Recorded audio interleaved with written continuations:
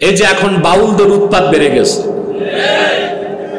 কারণ আমাদের দেশে অনেক সুন্নি বক্তা এই বাউলদেরকে সুন্নি মনে করে।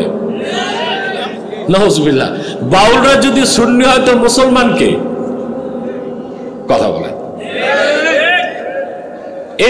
এই জন্যই বলছি, না সুন্নি চিনে না ওহাবি চিনে, না সুন্নত চিনে না বেদাত চিনে। একদল একদলকে বলতেছে এটা ওহাবি, আর ওইটা বলতেছে এটা বেদাতি। কি বিশাল দ্বন্দ্ব সৃষ্টি হয়ে গেছে। রাসূলুল্লাহর অনুসরণ ছাড়া, ওনার শরীয়ত না মেনে, ওনার দ্বীনকে বিশ্বাস না করে মুসলমানই হওয়া যায় না। সুন্নি ওহাবি তো বহুত পরে।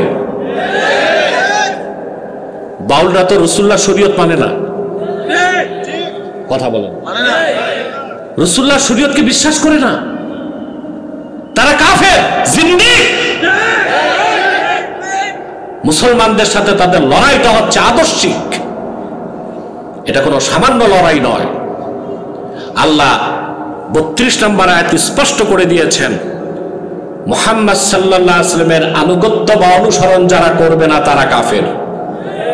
কোন ধর্ম কর্ম মতবাদ তন্ত্র মেনে তারা আল্লাহকে পেতে পারে না। আমরা তরিকত তাসাউফ বিশ্বাস করি, সুফিবাদ বিশ্বাস করি না।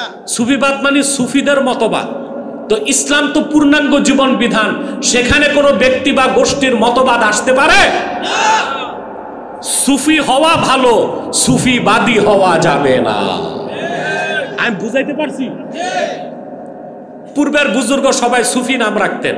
শাহ সুফি কারামত আলী জনপুরি রাহমাতুল্লাহ, শাহ সুফি নূর মোহাম্মদ নিজামপুরি রাহিমাহুল্লাহ, তারা সুফি নাম রাখতেন। কি রাখতেন? সুফি হওয়া ভালো, সুফিবাদী হওয়া যাবে না। সুফিবাদী হইলে আর মুসলমান থাকা যায় না। এই যে লালন ছিল সুফিবাদী। কি ছিল? সুফিবাদী। আর লালনের ধর্ম যারা মানে, বাউলরা শরীয়তই মানে না। তাহলে রাসূলুল্লাহর উম্মত দাবি করার অধিকার তাদের আছে? বর্তমানে দেশে বাউলদের সাথে খুব দ্বন্দ্ব চলতেছে মুসলমানদের। আচ্ছা ভাই, বাউলরা গান গাচ্ছিল, আলেম ওলামা যে গানের আসর ভেঙে দিছে, তাইলে না বলা যেত এটা বাড়াবাড়ি? ঠিক না? পায়ে পা দিয়ে লাগছে, এরকম ঘটনা ঘটছে। এক কুখ্যাত বাউল আমার আল্লাহর শানে বেয়াদবি করছে। এ কারণেই আলেমরা তার ফাঁসি চায়। শুধু গ্রেফতার করা হয়েছে, তাতেই বাউলরা মাঠে নেমেছে। আল্লাহ দ্রোহী কোন বাউলের পক্ষে যেই যাবে, হোক বুদ্ধিজীবী, রাজনৈতিক নেতা, তাদেরকে বাংলাদেশের মানুষ লাল কার্ড দেখাতে বাধ্য আছে। বাংলাদেশে বাউলদেরকে কেউ মানে নাই। বাউলরা পক্ষ নিছে তাদের শয়তান নেতার। আমাদের দ্বন্দ্বটা হচ্ছে ওই যেটা শয়তানটা, বড় শয়তানটার নাম কি? আবুল। এটা আসলে আবুল।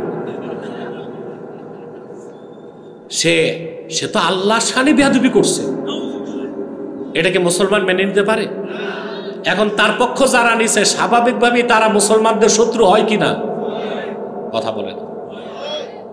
আল্লাহর শানে, রাসূলুল্লাহর শানে বেয়াদবি করবে, ইসলাম নিয়ে কটূক্তি করবে।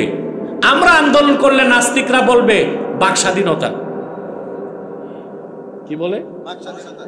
বলে এটা ফ্রিডম অফ স্পিচ, বাক স্বাধীনতা। আবার নাস্তিকরা আরেকটা কথা বলে, freedom of expression, freedom of expression, অর্থাৎ মত প্রকাশের স্বাধীনতা। আচ্ছা ভাই বলেন তো, মানুষ কয় পোটলা গাঞ্জা খাইলে এটা বলতে পারে বাক স্বাধীনতা? বাক স্বাধীনতা তো নিয়ন্ত্রণ থাকতে হবে। কথা বলে না।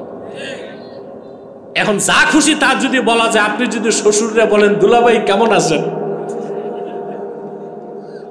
শ্বশুর যদি কয় হারামজাদা তুই আমার দুলাভাই বললি কেন, আপনি বলবেন শ্বশুর this is my freedom of speech, এটা আমার বাক স্বাধীনতা।